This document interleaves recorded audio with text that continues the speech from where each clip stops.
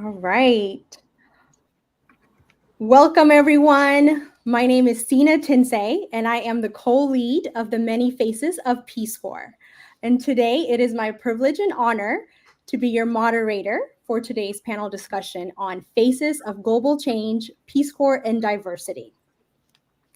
And so as we gather today, we are in celebration of Global Awareness Month, October being Global Awareness Month. And this month, we are excited to have this discussion as where we get to break down about diversity, inclusion, and all the ways that we have that show up in our lives. And so with that in line, in the Many Faces of Peace Corps, it's the Diversity, Equity, and Inclusion Initiative of the Museum of Peace Corps Experiences. And with that, we'll be starting off with introducing our panel. And we're thrilled to dive deep into the discussion. This will be a 1.5-hour panel discussion. And our panelists will help us define what diversity means, share their personal experience of inclusion and exclusion, and discuss their best practices for navigating identity in a global context. We'll also explore how we can leverage actions and the museum spaces and foster greater tolerance for understanding. So with that, I want to share briefly about our panel today. So before us, we have Dana Itani, who's a film director and advocate for underrepresented voices in media, joining us all the way from Dubai. And we also have Chad Marvin, agroforestry expert, a global conservative, and he served in Peace Corps Guinea also from 2017 to 2020. And we also have Curtis Reed Jr., who's a consulting executive specialist in economic development and DAI strategies. Curtis also served in Tunisia from 1983 to 1986. And also our final panelist is Nicole Bannister, TV show host and Peace Corps Museum board member. Now I'll be handing it over to Zach Clem, our Museum of Peace Corps Experience Director, to kick us off with some opening remarks. Hi all, my name is Zach Clem and I'm Director of the Museum of the Peace Corps Experience, and I'm just so thrilled to be here with you all today. Sina, thank you for that beautiful introduction. Nicole, thank you for your awesome leadership in regards to diversity, equity, and inclusion, and so many other things in the board of directors. And also I want to give a shout out to Sedem Adiabu, the co-leader of the Many Faces of Peace Corps initiative, who has joined Sina in a leadership role at the museum to help us make the museum a more inclusive space and to create a sense of belonging amongst the Peace Corps community in this space and all those touched by and interested in Peace Corps. The work of the museum is to actively collect and preserve Peace Corps history in the form of artifacts and stories. We work with a host of other organizations that collect a whole other series of things, including oral histories and digital photos and video and all those wonderful things. Our objectives for the collection are to create a space where we invite not only Peace Corps volunteers, but the general public into a future museum of the Peace Corps experience to engage with these artifacts and stories and content in hopes that we can build future peacemakers and provide forms of peace education so that we can create cross-cultural learning experiences with the stories of Americans that served in 143 countries across the globe over the course of nearly 65 years. There are also nearly 240,000 of us. So it is a really rich body of content that we're eager to share. And lastly, we want to foster a curiosity about service to others with our general audience. And so it's conversations and spaces like this that I think broaden our audience, help us learn as an organization, and also think through what it means to be actively engaged in bringing in underrepresented groups into the museum to help us co-create what is ideally a DC-based museum that is broad and national in scope and honors the history of Peace Corps in the way that we hope to see fit. I'm going to keep it limited to just a few words here because the conversation is really amongst the panel, but I do want to highlight just a couple of things that are coming up on our end. We've got an exciting series of temporary exhibits across the United States in 2025 and 2026. I should be clear that the museum does not have a permanent exhibition space at this point. We house the collection in Washington, D.C. and Portland, Oregon, but we hope to show the collection with a series of partners in the next couple of years. The first of which is the International Peace Museum in Dayton, Ohio. They're doing a season of nonviolence programming from January to April of 2025, and we're going to be the primary exhibit in that space.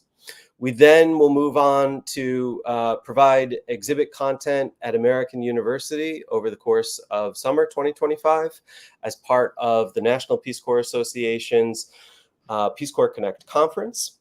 And then we'll continue with activities in Washington, D.C., being hosted by the Martin Luther King Jr. Memorial Library, which is the flagship library for the D.C. library system in downtown DC, and they're going to host us for another 3 to 4 month temporary exhibit at the end of 2025. And then 2026 is a big year for all museums and cultural spaces in the United States. Mm-hmm. It's the 250th anniversary of the United States. So there'll be a series of historical events that we'll be participating in. It also happens to be the 65th anniversary of Peace Corps. And so we'll be returning to the MLK Library in late 2026 to do a much larger scale exhibit in their first floor space. We're following on the footsteps of giants. They hosted the new National Women's History Museum, which is one of the newest museums to join the Smithsonian Institute. And we're just so pleased to be partnering with the MLK Museum and others to bring the collection to the general public. So with that, I'll pause here and turn it over to our panel, but please visit our website. If you choose, please support our work. It's financial donations like yours that help us get these exhibits off the ground and expand the reach of the Museum of the Peace Corps experience. So thank you all so much. Wonderful. Thank you so much, Zach, for filling us in on all the amazing work the museum is doing and has to look forward to, and especially particularly celebrating the 65th anniversary of Peace Corps.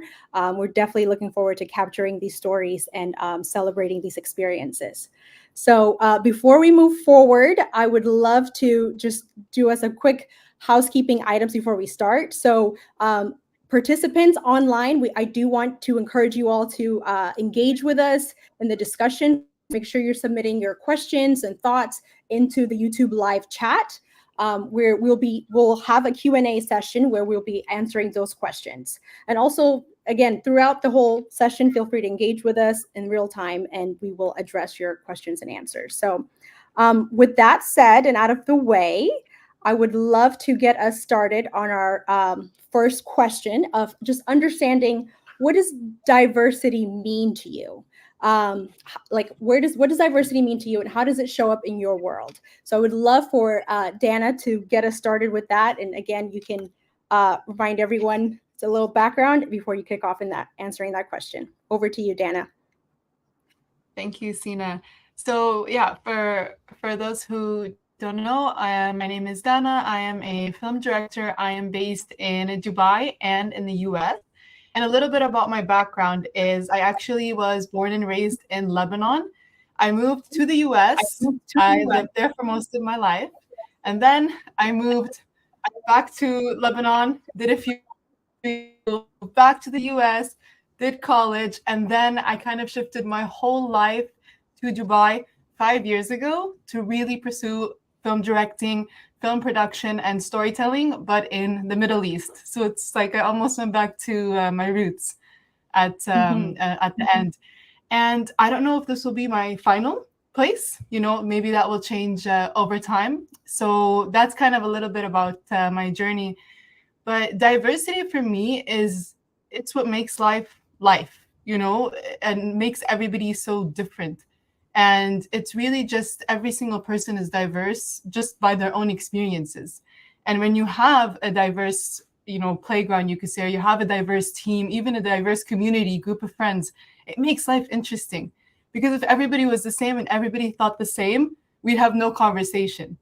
And we wouldn't have that thing that I said, like, makes life for me. And an interesting thing I think about diversity, like how it shows up for me, is it used to be a disadvantage because when I moved from Lebanon to the US, like, I had a really thick Arabic accent.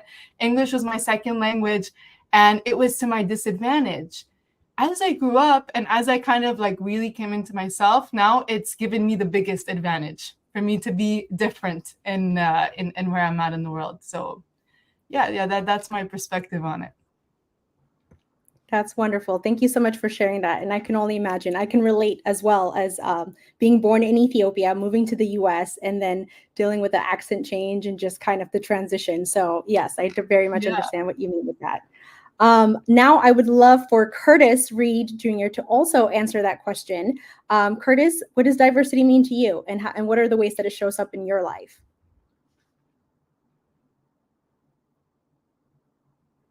Curtis, you might be on mute. Just for a second, hold on. Okay. Yeah. Am I good now? You're good now. We can hear you. All right, great. So I grew up during Jim Crow. My formative years were during Jim Crow. And I always hearken back to my enslaved great-grandmother who handed me an editorial cartoon from 1929 as a graduation present from my prep school. And I first saw it when I was about 6 or 7 years old. She allowed me to rummage through her bureau, and so there was this framed editorial cartoon. And being the smart kid that I was at 6, I read the caption, and it said, "A little study in black and white." And it was of a bed with 2 big white fluffy pillows and a white sheet pulled up around the chin of a small black child. I had to ask her first, did I read it correctly? Which she said yes. I said, I can read it, but I have no idea what it means. Can you tell me what it means? And she said, well, child, you'll never understand that you're black until you're in an all-white situation. I was 6 or 7 then. She gave it to me at graduation. If you come to my office, it's hanging on my wall. But by extension, I never really appreciated or understood that I was an American until I joined Peace Corps, dedicated 20 years of work overseas, and have a much greater appreciation for what it means to be American, having lived in countries where democracy and the rule of law simply did not exist. So, I'll leave it there. It's just about the idea of understanding who one is relative to the world around you. Definitely. Thank you so much for sharing that, Curtis. I think it's powerful memory and remembrance that you still get to live out, and then how your Peace Corps experience helped you to really define the concept of diversity as well. I'll now hand it over to Chad to answer the same question, and then we'll go over to Nicole. So Chad? Sure. Thank you, Sina, and thank you to the other panelists for the opening remarks and sharing your perspectives. For me, I would say diversity is both the state of and quality or extent to which different social groups, race, gender, ethnicity, religion, sexual orientation, have access to an equitable playing field, right? So both the quality of that and the current state, and varying levels depending on your circumstances. And when I think about that from a personal perspective, I grew up in a white, upper middle class suburban home in New York. I, in school, studied the racist urban planning of New York State and learned how that shaped the neighborhoods that I grew up in, and how I was in a public high school receiving access to education that was top 100 in the country for public high schools in the US.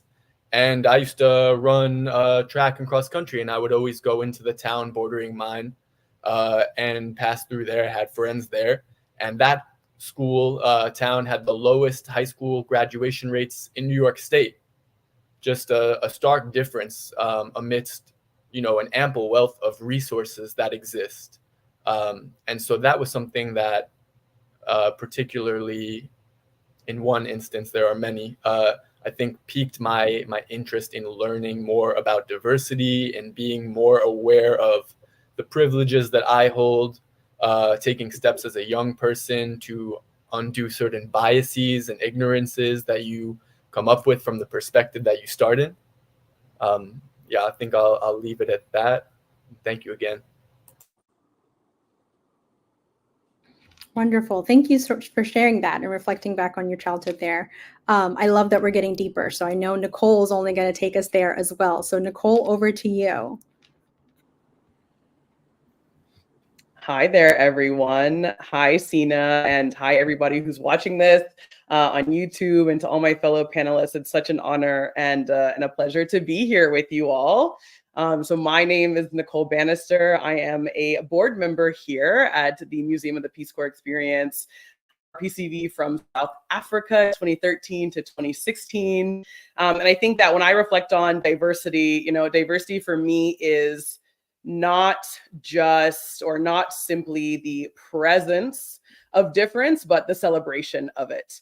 And so for me, when I think about diverse spaces, just because people look different kinds of ways, or people have different sexual orientations or backgrounds, or people have different languages that they're speaking, that's not enough. It's the celebration of it.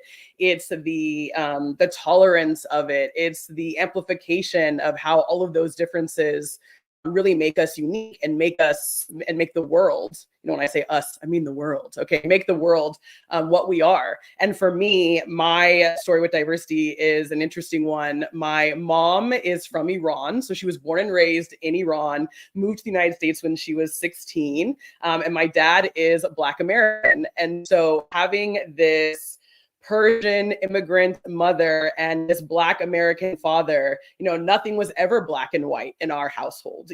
My mom always had one opinion, my dad had a different opinion, and my parents would look at me and they would look at my brother and be like, what do you guys think? And so we always had very colorful, very different perspectives. And I really was rooted in that from the get-go. I grew up in a very multicultural, multinational household. And then coupled with the fact that not only did we live in multiple states in the United States, I was in Texas, I was in California, I was in Louisiana, I was in Texas again, I was in California again, but then we moved to Singapore when I started high school. So now I was this third culture kid. I was fully immersed in a different language, culture, background that was radically different from that which I had experienced in any state in the United States. And it really just burst my American bubble. It was the first time where I was like, you know what, in this part of the world, nobody cares about the United States. And it was like one of those spaces where I had to be like, wow, like every single country, every single place has such a unique perspective, such a really interesting way of doing things and looking at things. And we can learn something from all of these different perspectives and all of these different experiences. And it's one of the reasons why I have lived and worked full-time out of the United States for the past decade. I've been living in South Africa. And so whether it was the US, South Africa, Singapore, one of the 50 countries that I've traveled to, I'm so honored to be able to have those intercultural experiences. And that for me is the beauty and the joy of diversity, celebrating all of those differences. I love that. Thank you so much for sharing that. I think that really deepens, like from your world personal experience, but having diverse parents from two different parts of the world is also a very mindful way to be aware of diversity and through your own lived experience. So now you guys have all gotten us started about your personal experiences, reflecting on your childhood, the different aspects of diversity that you're aware of, but I would love to now start with, like, what's your favorite aspect of diversity that you bring into a space? And can you share about a memorable time that where your diversity was particularly celebrated? So we'll go right back to Dana. Yeah, so I mean, for me, just as a creative, the way I kind of express it is through my creativity. And diversity is like we were saying, it's subjective to where you are. So for me, it's the perspective I bring to wherever I'm at. And one of like my favorite memories is my first film class in college. And everybody had to pitch a story, and I didn't know we were pitching that day. I was like, okay, I'm gonna get up and I'm gonna try. So I was like, okay, like, what do I know? The thing that I know is I'm like Lebanese American. I'm living in the US. I still don't feel that I'm 100% American. And when I'm in Lebanon, I don't feel 100%, Lebanese. So I always have this like identity issue, of being like stuck in the middle. I was like, well, you know what? That's a subject I know very well. And I went to film school in Orange County. So it's, and specifically like the demographic of that class, there wasn't too many stories like this. And so I was like, you know what, maybe this could be interesting. So I went up there and, I just told them, like, this is my life. This is the story I want to tell. This kid, he's struggling between like, the two cultures. And, he does this with his mom, and he's rolling grape leaves, and his cousin comes from Lebanon to visit, and the moms start fighting, and this one wants to marry this one off to this one. Things that I already lived, things that I knew, things that were very authentic to me. And they loved it. And I got my first like a grant, to make this first movie, and then a second movie, and then a third movie. And it just came from a natural place of diversity, of my experience, my perspective. And I saw that, okay, there is like a place for this, that this was stories that people have not seen before. And that was kind of like the beginning of it. And I always bring that aspect to everything I do. I bring this like personal experience. Very cool. I love that. I love how you began to celebrate your difference in diversity and let it show up in different parts of your life. Now, I would like to offer that to Chad. Chad, would you like to share personal time? Sure. Are we touching on the second half of the question as well, by the way, or we'll come back to that? Yes, we will come back to that. Gotcha. Yeah, for me, this is a very interesting question. One I hope other white Americans are reflecting on. And I would say one of my favorite aspects of diversity is more so the fact that I know that my privilege precedes me and opens doors. I have felt that in numerous ways: job interviews, connections in life. And I know that allows me to be an ally and not be someone who's gatekeeping, and be able to, within that and the opportunities potentially that I'm afforded, work to create a more equitable space for others and reshape the paradigms and power structures that are uneven. So I would say that would be really the way in which I try to approach diversity with regards to my favorite aspect, how I keep that in mind as a young white man in America. Thank you so much, Chad. That's a very mindful way to do that. And there's so many opportunities of how we can extend that privilege. So thank you. Now, Curtis, over to you about some of your aspects of diversity. And you know what? I do want to open it up. We'll circle back to others who didn't get to address it, but I also want to ask, what are some moments also that, your diversity has felt most threatened? And when has that shown up in both your personal life as well as your professional life? So you can answer both your favorite part as well as the times that it's felt threatened. So over to you, Curtis. Great. I live in Vermont, and Vermont is distinguished by two things. The first is it has the second highest per capita return Peace Corps volunteers of any place in the nation, with the exception of Washington, D.C. And then the second, it's the whitest state in the nation. When I moved here in '78, less than 1% of the population, like 0.9%, were ethnic racial minorities. So that, created a lot of opportunity to be an ambassador for diversity. Before I owned a house and had a washing machine and dryer, I would go down to the laundromat. And one day, as I'm sitting there waiting for my laundry to finish, this little 3 or 4-year-old girl runs up to me and says, "Mommy, mommy, mommy, look at the chocolate man." The mother was horrified and started to shush her kid. And I said, no, I mean, she's trying to figure out her environment and is making associations at an age-appropriate level. And yes, ultimately we had this conversation about chocolate, from white chocolate to deep dark chocolate, but I'm not edible. And wherever I traveled throughout the state, I had these little vignettes of someone encountering a person of color for the first time in their lives. And the fact that I had this framework of compassion and empathy was able to turn that into learning opportunities for all involved. Do you want me to talk about being threatened? Or yeah, if you want to touch on that as well. I mean, it seems like you kind of scratched the surface a bit in that in your previous response, but please do, yeah. So oftentimes my work involves advocating for social justice.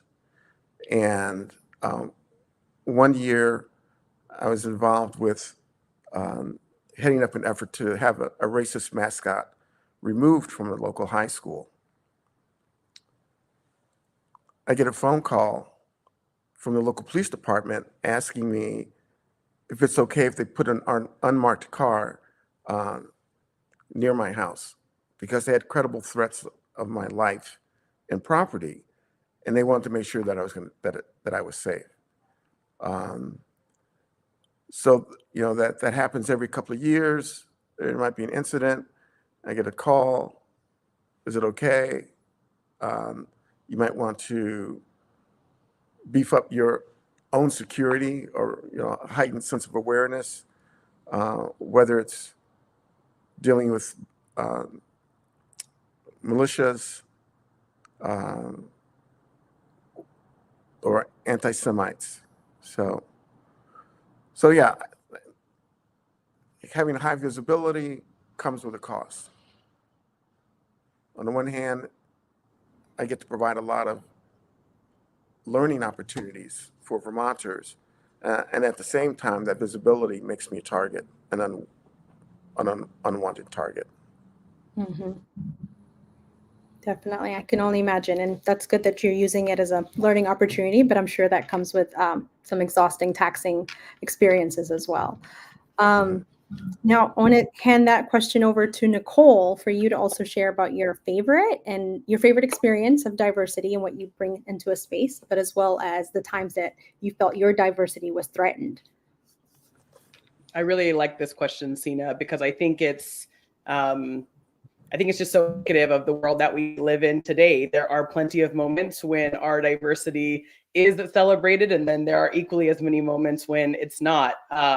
But I am an eternal optimist, so I'm going to start with the time when my diversity was threatened, and then end on a high note and end on a moment when it was celebrated. And I think I'm going to give two personal examples, because yeah, in the professional world, there's lots of things that can happen, but I think this is one of those things, you hear TV show host and presenter and board member and all these things, but at the end of the day, we're still human beings living in this body, presenting in the way that we do, and people are going to make assumptions about me because of that. Time when my diversity felt threatened was literally right here in my neighborhood in California. So I am in Los Angeles. I live in Santa Monica. It's a very vibrant place. You've got oceans, you've got beaches, all sorts of different folks from all different sorts of spaces. And my mom and dad and I were walking in the neighborhood. There's lots of walking paths. There's lots of places for us to walk around. And this was last year.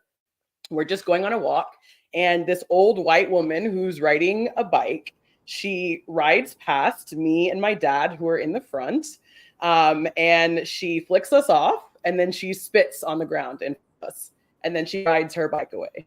And this is in Santa Monica. This is in Los Angeles. This is last year, okay, 2023, a post Black Lives Matter, a post Obama United States. You know, and it's just a reality of our everyday lived experience. And my dad is a former CEO of an oil company, right? So someone who is incredibly high ranking and prestigious in terms of everything professionally, but walking down the streets of Santa Monica, he's still a Black man in America.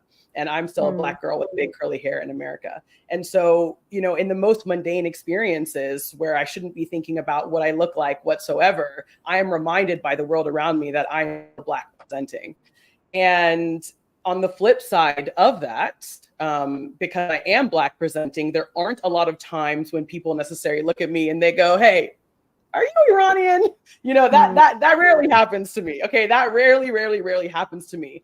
But what I was going to share as the thing that was something so beautiful, memorable experience where my diversity was celebrated was on a trip to Morocco, where I was walking around a very famous kind of like museum in Morocco, and there was a Moroccan man who was walking around as well, someone who sort of worked for that museum space. And he looked at me and he goes, "You're one of us." And I was like, "What do you mean I'm one of you?" And he was like, "You're one of us. I can tell you have some kind of Middle Eastern, North African in you." And he was like, "I can tell." He was like, "What is it?" And I was like, "Oh, I'm half Iranian." And he was like, "Mashallah, mashallah." I knew it. You know, and so that was such a beautiful moment for me. Yeah, it's such a beautiful moment for me because it's only been twice in my entire life when anyone has come up to me and thought, "Hey, you're Middle Eastern," because I am Black presenting and the world sees Blackness as it does in the way that it does, right? As that white woman down the streets of LA saw me, right? But here I am in a place like Morocco where they were like, you're one of us. We see you. And that was a really special moment for me. That's amazing. Thank you for sharing that too. And it's unfortunate, yeah, the unfortunate experience you had just last year, but love that how in different spaces, how your identity is celebrated in completely different ways. So I do want to give Dana and Chad an opportunity also to answer the question about maybe the times that your identity has felt threatened. I know we're going into this question, into our following questions as well. So Dana, I would love to give you that opportunity to also share a bit about that. Thank you, Sina. Nikki, I love your curly hair and everything that it represents. For me, honestly, it shows up in a micro level. And it's mostly, I think, about my diversity as a woman working in such a male-dominated industry. So even in Dubai, because I will be in meeting rooms and usually I'm the only woman in the room. And oftentimes, you know, it's small things, you know, like getting cut off before you even, you know, get your point across or before you deliver a full idea. You know, somebody just jumping in and they completely trample, you know, what you're about to say and go forward with their thought, even though they asked you the question. Things like this, you know, things that happen every single day on such a micro level. That's where I feel threatened. And it took me a very long time to learn how to like overcome it, because typically I would just like be quiet, like, oh, okay. And now I'm learning a little bit more to be like, okay, no, I'm gonna take my time and I'm gonna circle back. And if you were gonna talk, I'm gonna keep talking, you know. And it's just small micro things that happen, and you have to figure out kind of how you will overcome it and kind of stand your ground. And but those are the threatening moments for me. I'm sure maybe a lot of people here can relate as well. Maybe not even in the film industry, but in any industry. Yeah. Oh yeah, very much so. Especially as a woman of color, it very much happens often. So very relatable. Thank you for sharing that. Chad?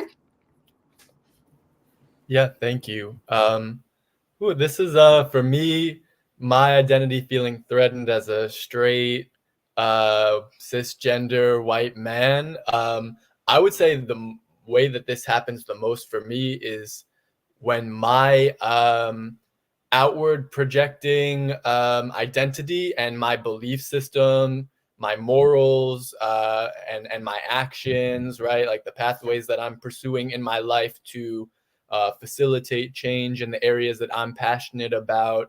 It is more so within my own community. So going back home after being in Peace Corps and being evacuated from my post, and then going back to white suburban New York and having a bunch of, this is during Black Lives Matters protests occurring in New York City, and me talking to people about my Peace Corps experience, right, about life, talking about Black Lives Matters protests, and realizing more so a neurodivergence, a difference in thought processes, belief systems. That's one. The other side I could share about maybe is just within another aspect of my community. I'm Jewish. I'm not really religious or practicing, nor I would say is my politics at all aligned with my ethnicity. And that internally within the Jewish community, having varying beliefs about global affairs, Israel, Palestine, what's happening in Lebanon and Beirut currently, addressing those conversations, confronting people in your community, speaking openly about your belief systems, and let alone personally, my partner is a Black Muslim woman.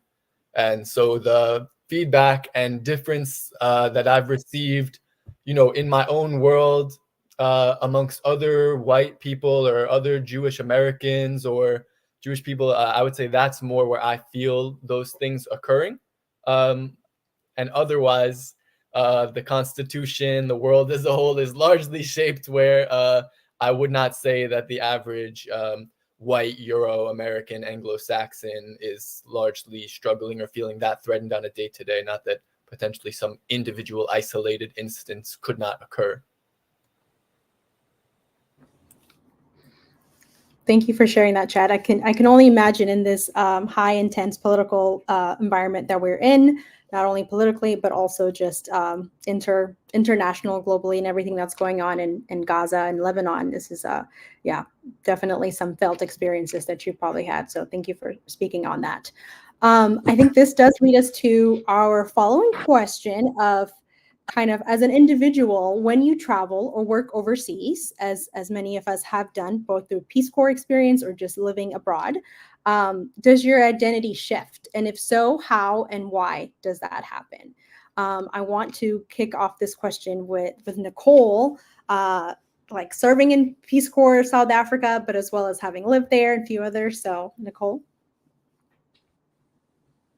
Yeah, thank you. I really enjoyed this question, and I'm so blessed and so privileged to have traveled as much of the world as I have. Like I shared earlier, I come from a very multicultural, multinational background. Lived in Singapore when I was in high school, studied abroad in Bolivia, lived there for 4 or 5 months, lived in South Africa for a decade, and then in that time have traveled to 50 countries, whether it was through work or through my personal travels, places like Lesotho, places like Papua New Guinea, places like Oman, just places that I would have never even dreamed of going when I was younger. And so I travel a lot, and especially for work, I travel a lot. For me, I like to think of myself as an international chameleon. I can be anyone, anywhere, at any place. And I think that's one of the beautiful things about me being mixed. And again, having that perspective from my parents where the world is not black and white, is that I can take and shift and mold the elements of my identity that make the most sense in a given space. When I go to Dubai, or when I go to Oman, or when I go to Morocco, or when I go to Sudan, all of a sudden I'm a Habibi, right? Like I'm like, I have an Iranian mother and I can understand and identify with Middle Eastern culture. When I'm on the African continent, traveling to places across the African continent, whether it be Botswana or Mozambique, it's like, okay, well, I'm half Black. I can also understand the lived experience of Blackness. going to a place like Equatorial Guinea on the African continent, the only Spanish-speaking country on the African continent. Well, hablo español, like, let's get it, you know, like I choose to like take the elements of my identity and my diversity and mold them to fit the context where I am, you know, and that's the beauty of this thing that we call identity. You know, it's one thing for the world to look at me and see me in one kind of way. It's another thing what I know to be true to me, you know, and I know all the different ways that I celebrate diversity and try my best to learn from friends who are diverse, from people who are diverse. And I mean diversity in so many ways, whether it's ability, whether it's sexual orientation, whether it's mother tongue, you know, no matter what it is, there's so many things that we can continue to learn and grow. And I always say that we have like so many more similarities than we have differences. And so if you can find those similarities, you'll be good to go. You know, at the most simple level, if I can find a basketball court in any country in the world, I'm going to make friends. I don't care if you speak the same language as me or not. If we're going to pick up a basketball together, we will be friends because we have that shared interest. And that has served me very well in my personal and my professional life. That's so very cool. That's adaptability and diversity in all the senses. So I love that through your 50 countries travel experience and working abroad as you do, that you really do incorporate that. And like you said, yes, we definitely have far more in common than we do have our differences. So thank you for highlighting that. I want to now take that question over to Curtis. Curtis, if you could talk a little bit about your service in Tunisia back then, how was that? So working abroad, living abroad, how did that show up for you? And if you can just share with us about that experience. Well, I spent nearly 20 years in Africa. I started Peace Corps Tunisia, then I went to France for a while, then Niger, Guinea-Bissau, Burundi, Rwanda, Mali, and I try to walk through life with a certain level of cultural humility, and that really helped with being accepted wherever I go. In that I'm not impressing, you know, American values, American culture, American economics, but it's a one-on-one, person-to-person exchange that starts with my understanding of who I am and how not to offend, at least consciously. Yeah. You know, there's what sits more for me though is age. When I left my career overseas, I was on the cusp of being an elder. I was in my 30s, late 30s. But I recently went back 2 years ago. I went to Tanzania and Zanzibar, and it struck me how differently people approached me because I had gray hair and a beard, and just the deference given to elders, you know, really touched me in a way that I don't get here in the States. But that it's yeah, this kind of the age thing is, I'm starting my 7th decade. But that sort of sense of being home amongst people who venerate their elders was a great feeling. Didn't feel that so much in Tunisia because I was just a young buck back then. Times have changed. Yeah. Times have changed. So Awesome. the other, and I don't know where to fit this in, but you know, I encounter a lot of cognitive dissonance with Americans that I meet overseas. Hmm. In the, I remember being at a diplomatic function, and there was it was the practice of Peace Corps directors, if their parents in town, to invite them to any functions at the embassy or at the ambassador's residence. And there's a woman from Iowa visiting her daughter who was in Peace Corps Mali. And she walks up to me and says, "Oh, you speak really great English. Where'd you learn your English?" I said, "Oh, no, we know where this is headed." Said, you know, my parents in school, like, and she didn't recognize any of the visual cues that my then wife's in class. She stepped out of a J. Jill catalog.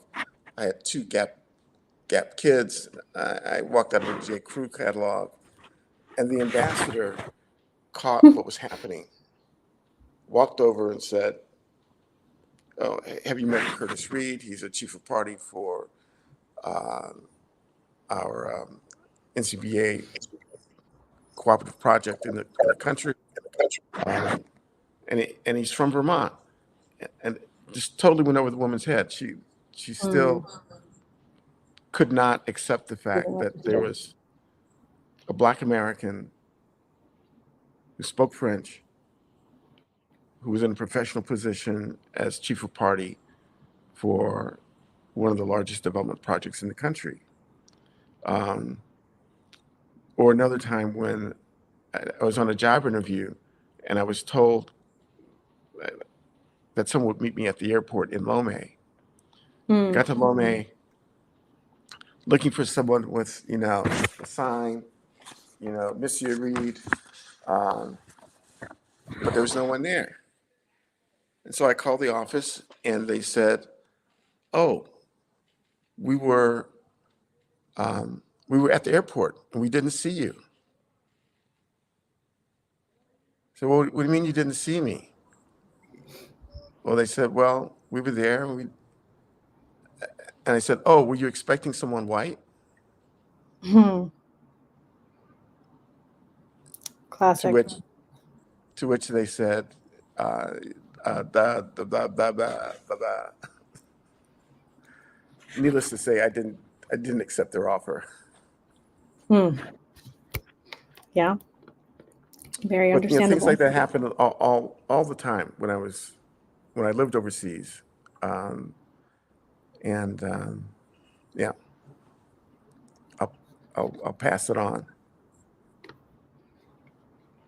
Thank you for sharing that. Would anyone else like to chime in on that? Yeah, that's a powerful experience, and I'm glad that at least your colleague stepped in to help this other individual acknowledge that moment. But unfortunate, but we still have a long way to work on that. So thank you for sharing that.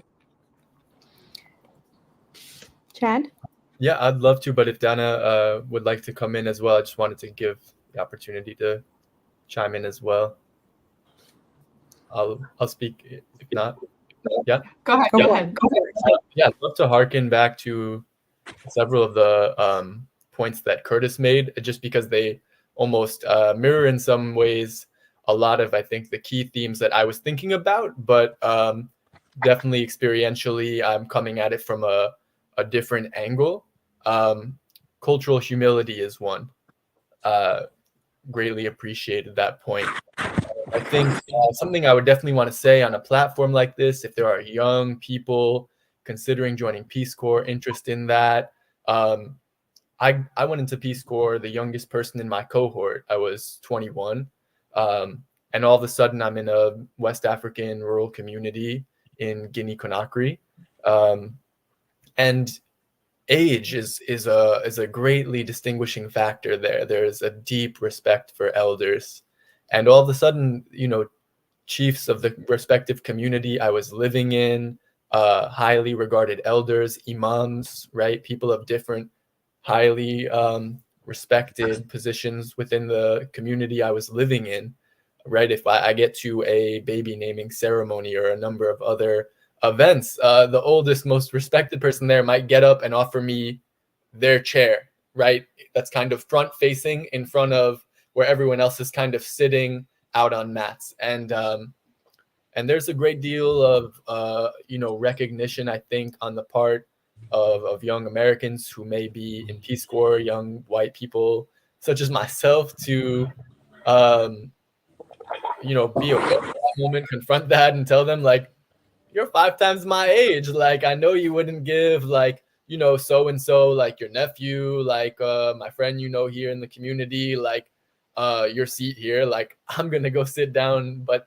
thank you, right? So you come in when you're a white person traveling abroad outside of a Euro-American context, somewhere in the global South potentially, from a different perspective in that regard. And then at the same time, it may be the first opportunity for a lot of white Americans to realize, to a certain extent, what it's like to be a minority in a different context. And I would have, I go into this closest city to the community that I lived maybe once or twice a month to get some extra provisions or socialize and such. And I would have people who didn't know me, like in the community where I was living, walking up to me constantly and wanting to play like a guessing game, like, don't tell me you're German, you're Portuguese, right? And that was a very funny, humbling experience for me. I think for some young white Americans who hadn't experienced that before, it could be tiring, frustrating. But I know, like, I can think of cringe moments in my life, like walking down the street in New York City where I could hear someone out of the corner of my, perception, telling someone, like, I lived in Africa. Like, are you Nigerian? Like, I just had that happen a month, and they were not Nigerian, by the way. They were from East Africa. So really just like, but there's no need to play that guessing game. But when you're in a completely different context and you're on the other side of that experience, let it humble you, be aware. And I think that was a truly not an enlightening experience that just kind of shed light on something I had prior experience with. And also, I just want to add, this kind of relates to my role now. I was in Guinea-Conakry for 4 years. I loved it there. I speak with my host family and friends and people in that community and that I met in different parts of the country, some on a daily basis, others weekly. But I sort of prefer now being desk-based, supporting a project from the US with an organization that has a more intentional approach. And all of my colleagues in the 5 West African countries that I work in are host country nationals of those countries and very distinguished leaders with much more experience, worked in the ministries of health, environment, etc. there, have a much deeper contextual understanding and trust with the communities that we're collaborating with or working in. And so I love being able to grind away here from the US. I do travel occasionally, but that's maybe 2 weeks out of the year. And the rest of the time, I'm able to contribute, write reports, grind, solicit funding, and such. And that almost feels more comfortable in a way for me, because being forward facing, when your identity precedes you and you have 90-year-olds, completely throwing away like all of the cultural traditions that exist to like offer you the deepest respect that you don't deserve. I think for me, that was part of what led me to wanting to be still contributing to that, not necessarily just coming back to the US after Peace Corps or getting a job for a big corporation and building money for the existing large scale entities that hold a larger percentage of power in the world, but I'm able to do work that focuses on alleviating poverty, reducing food security, and I'm not necessarily as present there visually. So that's sort of a purposeful preference for me, if you will. Thank you for sharing that. I think that you hit on so many good points about using the privileges that you have as an individual, but as well as with what Curtis said, the cultural humility and being like letting people recognize that, and also in the ways that you still, celebrate and respect their culture, especially in Peace Corps. That's a big thing that many of us have experienced, both through the perception of Peace Corps and what is there to do, but as well as individuals, and how can we actually level out that playing field. So thank you for speaking on that. Now, Dana, I want to talk about from your personal experience. I know it's not Peace Corps specifically, but as far as your lived experience, and how does that show up for you? Well, I love this question because I have so much insight now from Curtis, Chad, and Nicole, and I think that there's a lot of points that we all relate on. For me, it's also the cultural humility also, and knowing the boundaries of where you're going. Because when I first came to Dubai, I thought, okay, I'm Middle Eastern also. I realized that even in the Middle East, it's not all general. You can't just generalize that all the cultures will be the same. Every country is different. Every area, even within the UAE, is different. And so what I first started doing is just observing. And I think that going somewhere new and going with the mentality of, I need to see what are their cultural boundaries, how are they living, what is like we said, the elders and the respect. I had to relearn a lot of that stuff. And because I don't know, about a lot of other places, but for me, it's much more of a collective society here versus America, which is much more individualistic. So I had to change my whole framework of the way that I worked, knowing when you can speak with people. Maybe it's prayer time on Friday. It's not respectable to speak at this time. Knowing all of these small things, even in America, everybody hugs maybe after like a film production like this. We don't do that here, It's not something that's done. And so there's so many like boundaries that you have to be a little bit within, still being yourself. But I think you have to be so aware of, the context that you're going to.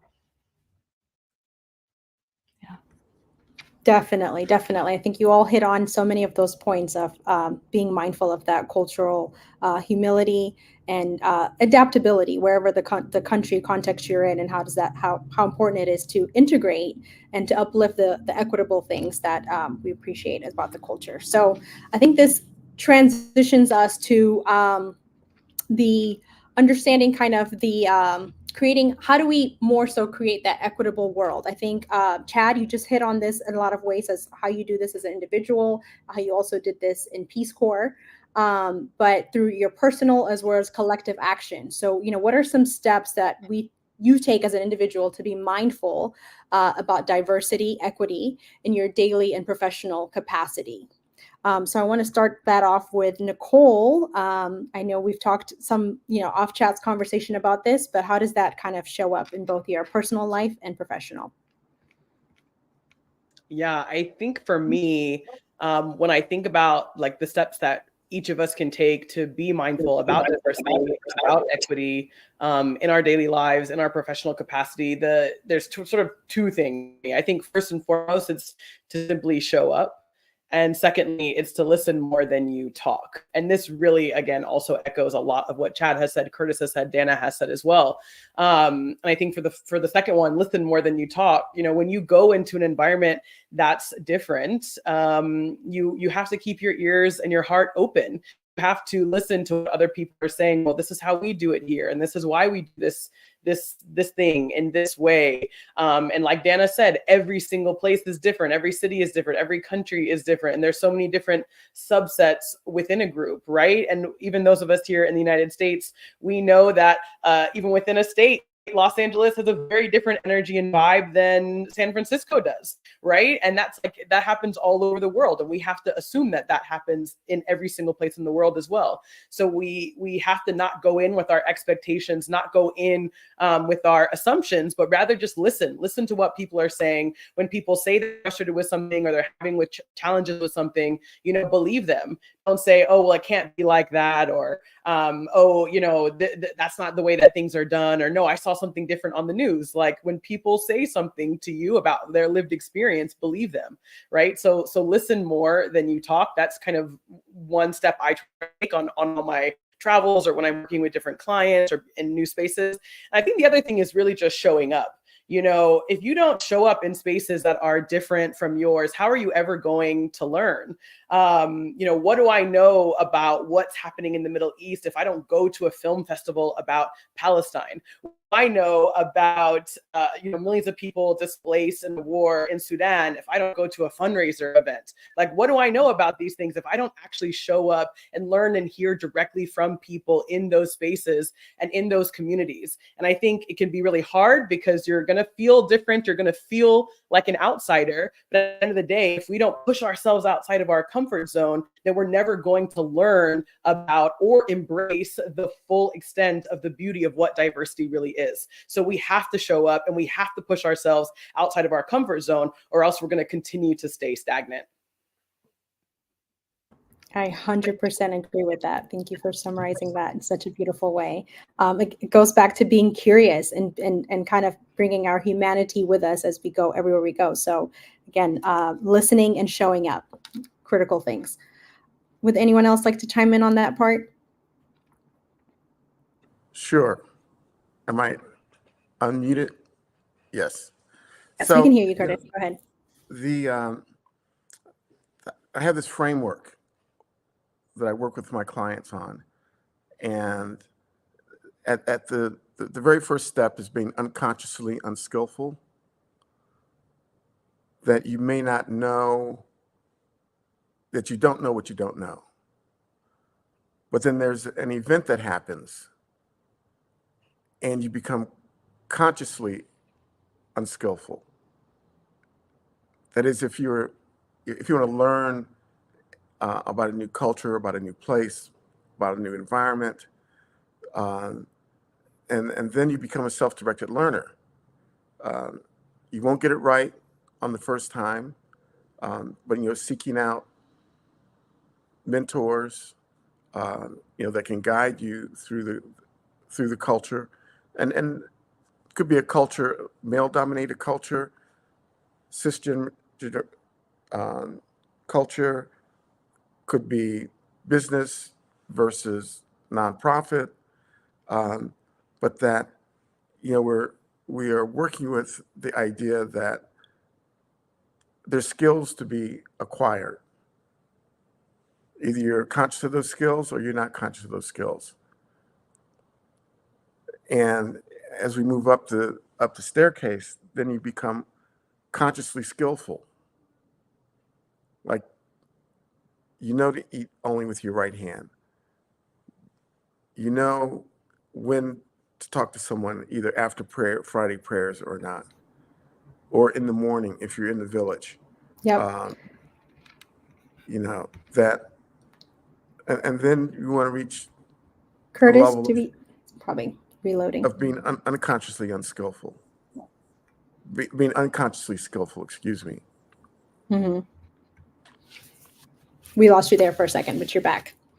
Yes. Am I back? Okay. Yeah. No, I was just talking about the different steps of consciousness, and knowing that we individually also have to go through those steps. Definitely.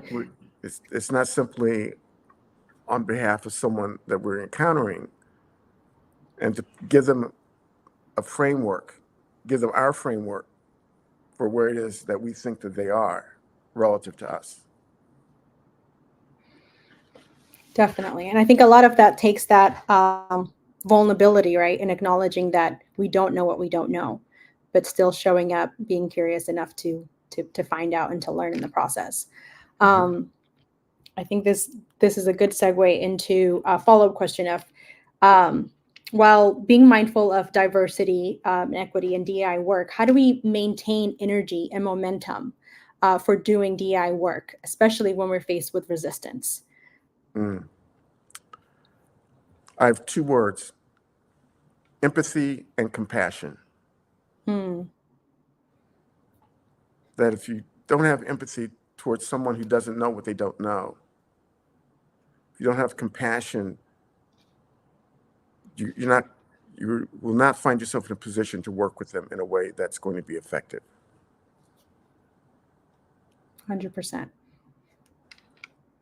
Definitely. Thank you for sharing that. Would anyone else like to chime in on that? I want to pose it to Nicole also we've talked a bit about this too. So I feel like Curtis did a great job highlighting it with empathy and compassion, but I'd love for you to expand in your own way.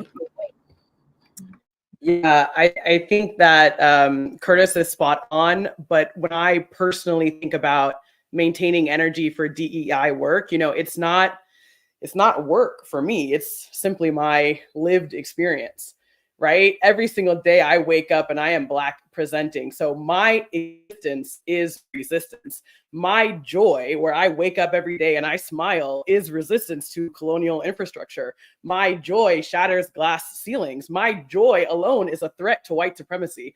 So for me to simply just wake up every single day and not be overcome by sadness and despair for the state of the world, for the fact that my passport country is providing arms to an apartheid state, the fact that I have to walk on the streets here in Los Angeles and have a white woman on my own street, my own neighbor, spit at me, like the fact that I still wake up every day and smile and go about my day and do my best to create a better world, my existence is resistance.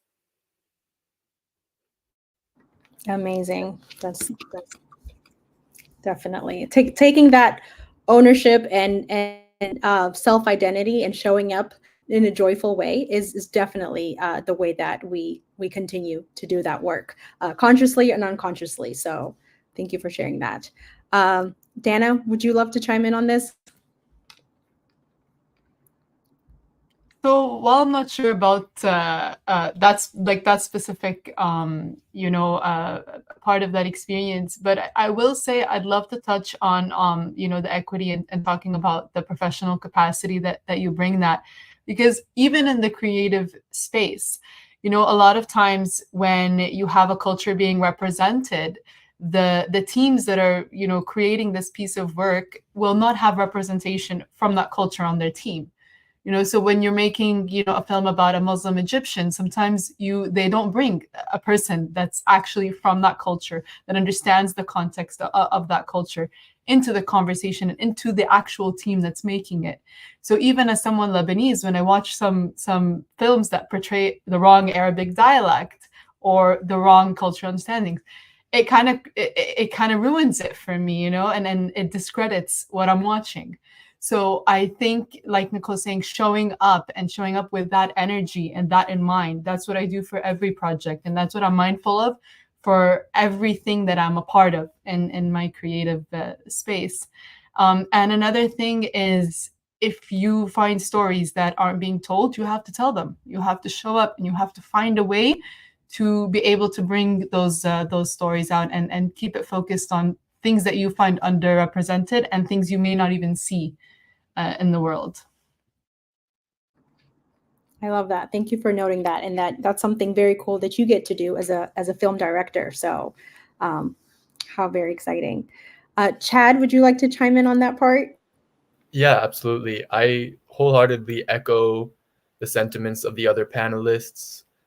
Compassion, charisma, representation, to Dana's point about dialects of Arabic in films not being correct. I think that the only other point I'd want to quickly mention is investments. I noticed a lot of people talking about DEIA. I noticed a lot of people putting a portion of their webpage for their organization or whatever that talks about how they are mindful of DEI. But when I've been, interviewing for jobs in the past, when I've met with other collaborators, talked with colleagues and other people, and I ask about like, well, how is the investment side going, right? Like, how are those actions and energy and being passionate and putting things outwardly actually being backed up? Are you hiring experts and consultants to come in and receive some guidance and then take that and actually do work on your own, apply your own dollars and paid labor to dedicating a week to looking internally at your organization, your practices, your hiring, practices, the representation within your own company, how internal biases in the past may have guided things or, allowed for a certain amount of unconscious, unconscious kind of limiting infrastructure to be built that kind of builds a wall around other people and lets others in. Are you really taking the time with your own money, I would just want to add to invest and sincerely show that you're committed, or are you putting up a bit of a front? That's a great point. Investment is everything, and being a part of the system that holds that accountable is everything. So thank you for noting that. I think now this is a good transition for us to bring the conversation back to the museum, particularly the Museum of Peace Corps Experience, and also just in general museums and how they do a great job at capturing stories and highlighting things. So have you been to a museum exhibit that did a particularly good job at telling a story of a historically underrepresented group? And can you tell us more about that? So from your personal experience, when was the last time you've been to a museum that did that? And have you ever been? And if not, that's okay too. But I would love to start off with that question for Curtis. I was afraid you were going to come to me. So I am the founder of the Vermont African American Heritage Trail. We have 31 sites, 11 of which are brick and mortar. And asking that question is like asking one to choose their favorite child. Very difficult, I can imagine. Very difficult. So what I will do is I will say that, we're working on, with the Brattleboro Museum and Arts Center, on a permanent exhibit of Blacks in Vermont that will open up in 2027. So I'm projecting that that's going to be my favorite. But I do spend a lot of time in museums. I was just at Tudor House in DC. They did a wonderful display of it's an old historic home that has historically only talked about the whites that lived in the house. But now they have an exhibit on the enslaved that helped build the house and maintain it. Wow. They did an excellent job. The National Museum of African American History and Culture in DC is another excellent place to go to. There are a couple of museums in Canada, in Nova Scotia, the Black loyalists who migrated there after the British lost the War for Independence here in the United States. They do a really great job with telling the story of Black Canadians who were British loyalists. So, yeah. Very cool. So you have a fountain of experience and knowledge on this topic. So you were the perfect person to kick us off with. So thank you. Nicole, I want to bring that question over to you as a board member of the Museum of Peace Corps Experience and other personal experience you've had. Tell us. Yeah, I really, really adore this question. And Curtis, you have a favorite child, Curtis. Okay, let's just put it out there. No. Okay, it's Daisy Turner in Grafton, Vermont. I love it. I'm just messing with you. But I really adore this question because I think this is the beauty of museums. We can tell stories and from multiple different angles and from multiple different perspectives, literally like what we have here on this panel right now. And it's really my honor to be on the board of the Museum of the Peace Corps Experience. And when I think about a museum that did a phenomenal job of like exhibiting, a historically underrepresented group, it was actually a museum that I went to last year in Guam. Okay. And I think it's so interesting because Guam is an island out in the middle of the Pacific Ocean. I imagine it's a place that many people have not to unless they have some sort of United States military sort of presence in their lives or in their families. But I went to Guam for the first time last year, and I went to the Guam Museum because I was like, oh, I want to learn, right? Like, listen more than you talk. Let me go to a museum and learn about Guam. I don't know anything about Guam.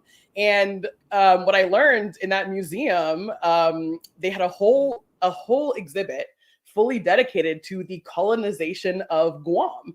And it started with Spain, and then it went to Japan, and then it went to the United States. Because the reality of Guam is that Guam is a United States colony. Like, we always think about colonization as this like old thing in the past, back in the day. Like, no, Puerto Rico, Guam, U.S. Virgin Islands, these are literal United States territories that exist right here, right now. And the United States, right, on this day right here, and Guam had a whole exhibit dedicated to the colonization of Guam, including the United States, which is under, U.S. sort of occupation at the moment. And it was incredible. I had never, ever before seen that from a colonized people, whether in the past or present day. I had never seen it written out so explicitly. And I was really, really moved by that. And that museum just completely like blew my mind and just changed the way that I see exhibits and how people present themselves, and such bravery from the Chamorro people of Guam to do that. And it was really moving. It was a really incredible exhibit and museum. Very cool, very cool. I'm now going to have to go visit the Museum of Guam to get this, and I love the authentic storytelling aspect of it, right? So being truthful to history and everything that's happened, and the way that they've been able to capture that. So very cool. I'll add that to my list. Chad, would you love to tell us about your experience about museum? Yes, I'd love to. I echo heavily Curtis's sentiment about the National Museum of African American History and Culture. I think the purposeful layout of the museum, where once you get onto one floor, actually, there's no turning back. You have to physically go through all of the exhibits to get to the next portion, is such a great way that really guides you along an experience. And I noticed when you start from the bottom level there, which is essentially designed like a slave ship, that you have people kind of running through it that can't even take it anymore. It gets overwhelming for them. And I just definitely appreciate that you have to move through each portion of history, and it's done kind of generationally at first, and then diving into different sections of culture and time and space. Greatly appreciate that. I also wanted to mention on 18th and T in Washington, D.C. here, the Museum of the Palestinian People, or some people call it the People's Palestine Museum. It is a great museum, one of the first places I bring people when they come to DC. And what I like about that museum is they have historians and social activists who are on a rotation and guide people through the museum on the hour. So you arrive and you might have to wait for the next tour. It's a $10 donation. Definitely go and make it. Give more if you can, but getting that firsthand experience, being guided, understanding the Palestinian history is one thing from centuries back to more present day, right? Like 1948, the Nakba there, and then just random historical things. Like I remember the historian there telling me about Jaffa oranges and how they were like one of the Queen of England's favorite oranges, and there was a whole era of Palestinian trade of orchards there, from oranges from their orchards there. So just to gain so many insights, I definitely enjoy it. I've learned a lot from the different experts who kind of all have different passions. So I find it a fun place to revisit.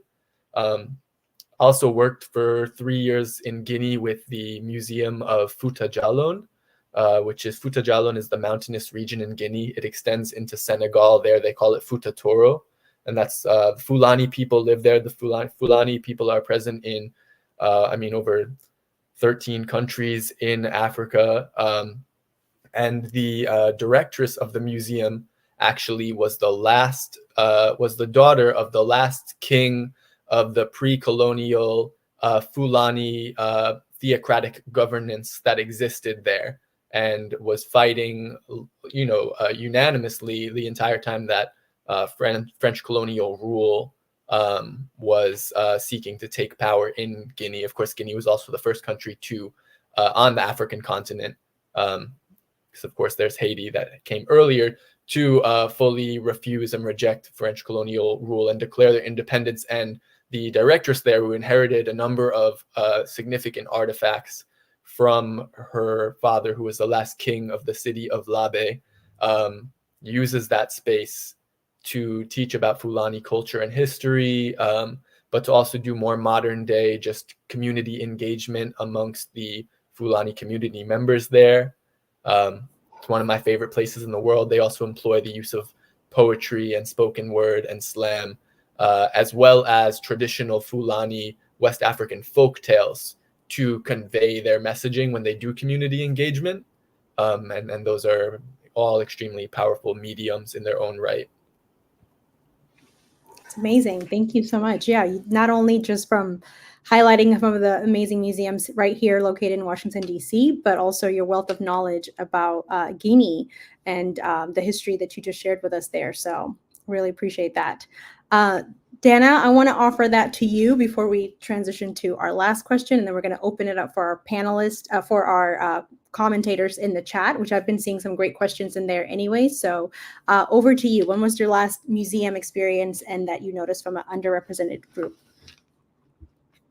Well, I think one that comes to mind is in Lebanon in 2017, I was working with the Ministry of Tourism, and we were doing a program called WLCY Youth, where essentially we brought over 200 Lebanese, like people whose parents were Lebanese, and but they lived in South America. So we had like 200 people from Brazil, from Peru, from all over South America who have Lebanese roots but have never really been to Lebanon. So we brought them, we toured Lebanon for 2 weeks. And one amazing experience is when we went to the Khalil Gibran Museum. And it's like in a cave, it's like in this like cavern, and you get to see his life where he was writing his philosophies. And it's not so much about the exhibit itself, but just to see people that have, just have their dad or their mom is Lebanese, to go back and see, okay, a little bit more about their culture and to get a first look and see how they're experiencing that. Like that's a core memory for me. And I think we need so much more of that. And it's people experiencing the exhibits and learning. That's for me the best memory. Another one is in Dubai. We have a coffee museum, and coffee is so culturally important here in the Middle East. There's so much tradition and culture behind it. And the nice thing that this museum does is you can have coffee there. And so when you go, you see people from all around the world, and they're all learning about like, okay, how do you serve the coffee? What does it mean when you serve it in this way and in this hand? And if you shake it, that means you want more, or there's so much culture tied to it. So also to go and see people from all around the world enjoying it and experiencing it is it's also really nice. And I'm adding all of your museums to my list when I'm traveling. Yeah. Thank you guys. Definitely. No, thank you for sharing that. I did not know about the coffee museum in Dubai. Being Ethiopian, that's also a big deal in our culture too, coffee ceremony. So I'll have to check that out. Noted. Okay, now transitioning to my last question from me to you guys about if you were to donate an object from either your Peace Corps experience or your own personal travel for our non-RPCVs, what would that be? And what would that artifact tell about the experience? And so I'm sure you guys have had some time to think about this from all the travels, Nicole, with 50 countries and different things. This might be a hard question to answer, but yeah, if you were to, donate something to a museum, what would that be? So I'm going to start us off. I'm going to start this question off for Curtis, and then we'll make our round. So Curtis, over to you. Great. So if you look behind me, that is a Berber tapis or rug from North Africa, from Tunisia. It's about 100 years old. I've had it for the last 50. And that's what I would, and it's actually I didn't mention the fact that my apartment is a museum from I bet. 60 plus countries, 20 years overseas, um, and yeah, and every piece has its own story. So, but Very cool. Very cool. I love that. I love that we can visually see that, and that's right in your background. So yeah. that's awesome. I'm going to hand that question over to you, Dana. I know you just talked about some of the museum experiences, but personally from your travels, what would that be? So it wouldn't be an object, but it would be a short film about a Lebanese traditional dance called debke, which basically just unites an entire community when you're celebrating, when you're gathering, from the youngest to the oldest. And you basically hold hands and you stomp in a circle. The reason why you stomp is they used to do it in Lebanon when they were putting the cement down. The guys used to stomp on the cement and build, back in the day. So it has a lot of cultural meaning, and it's just a short film that I made, and so many people love it, and it's still on YouTube, and so many people resonate with it. I would love to put that in a museum where people can, as Chad was saying, like they're going through an experience of a country or a specific culture, to take a few minutes and see, like visually, really see and hear the music, see what people are how people are celebrating. That would be awesome. That's what I would give. Very cool. I love that. That's a very experiential part. So I think that's similar to like a dance, right? I think I've seen it. Yeah, it is a dance. Yeah, and it's fun to watch. Yeah, it's fun to watch, and I love experience. So yeah, that's what I would give.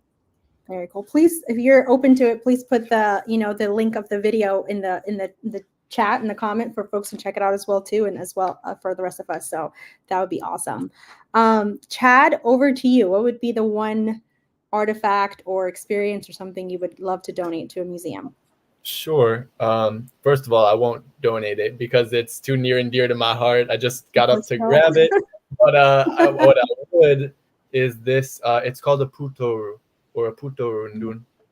It's a traditional hat that would normally be worn by the chief of a community in a Ghanaian Fulani village. And actually, the stitching, as I turn it around, represents the 13 provinces of the theocratic governance within pre-colonial Futajalon, where there was this entire democratic system of governance with a written constitution prior to French arrival on the continent.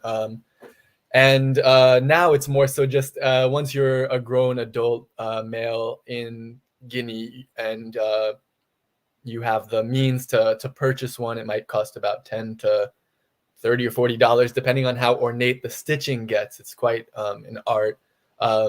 You buy one for yourself, and it's just kind of a recognition of arriving in adulthood. And my favorite part of traveling internationally for work now is looking, because I still work in a project that's in 5 countries in West Africa, is getting to the West African section of departures at the airport and looking for who has a putoru run. And I do speak Pular, the language of the Fulani people, fluently, and getting to say hello and surprise them and tell them, hey, I love your putoru.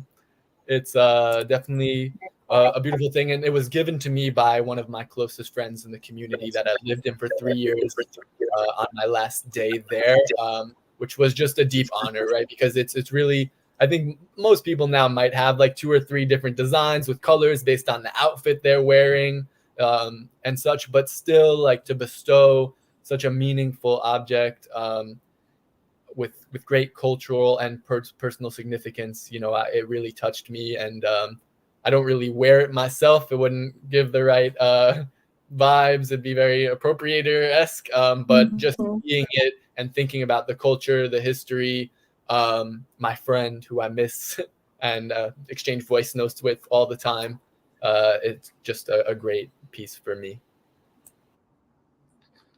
Very cool. Thank you so much for sharing that, and for also showing us that too. Yeah, you're definitely have had an amazing experience in your Peace Corps time in Guinea and continue to. So it's really impressive that you've also are fluent in the language of the Fulani people, and so much more. So thank you so much for sharing that.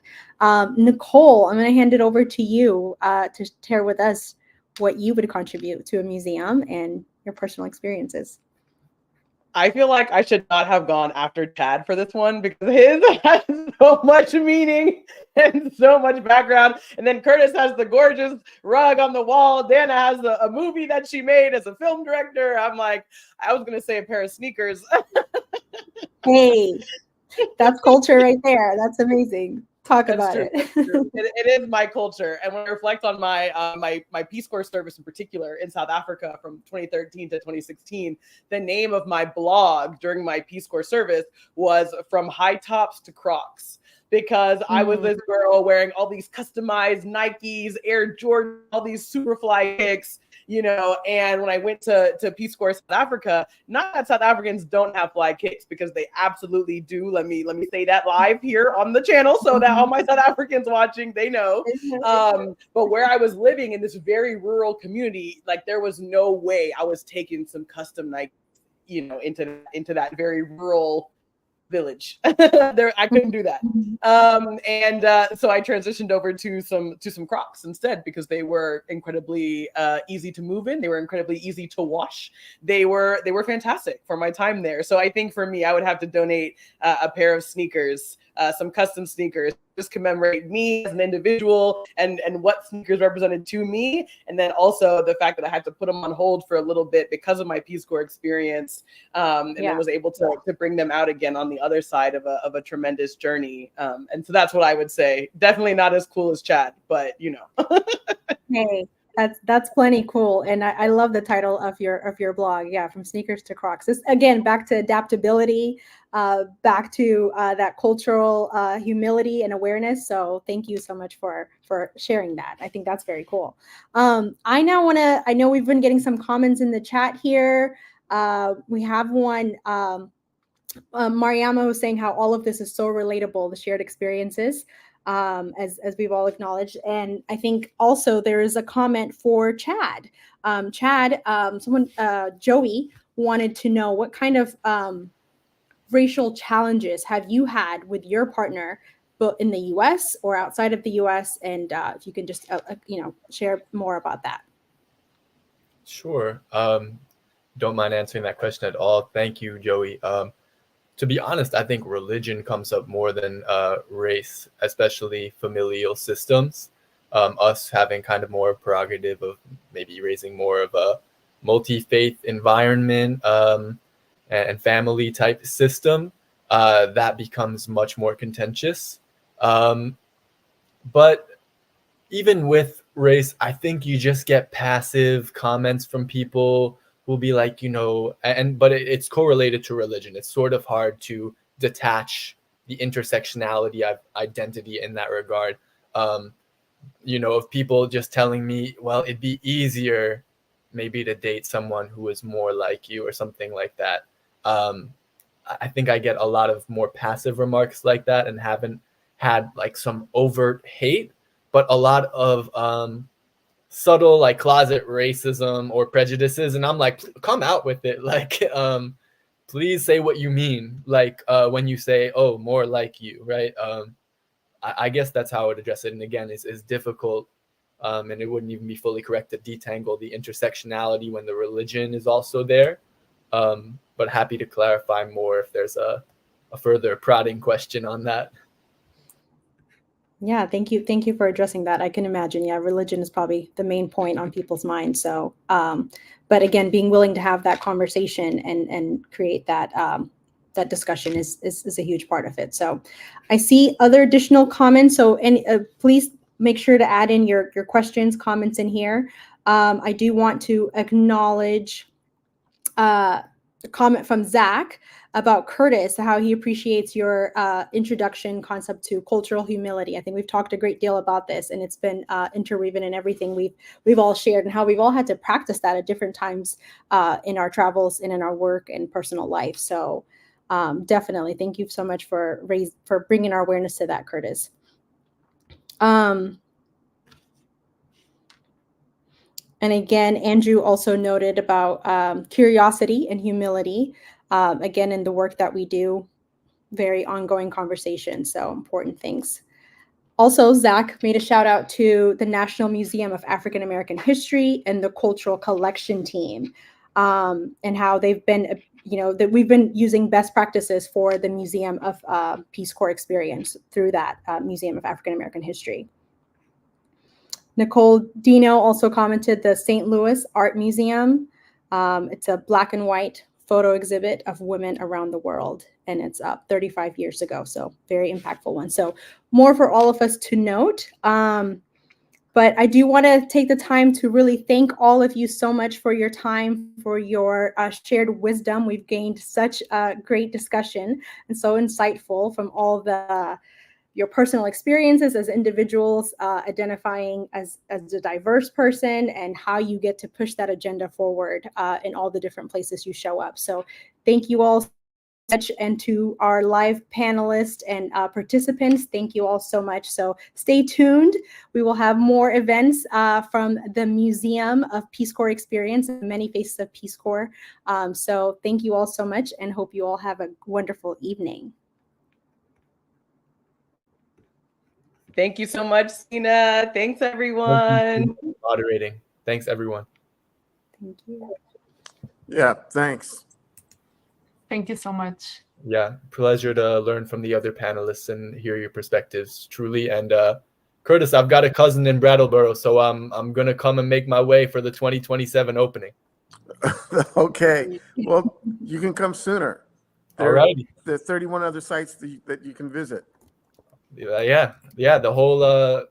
Can you repeat the name? The scenic tour. The Historic Vermont African American Heritage Trail. Vermont African American Heritage Trail.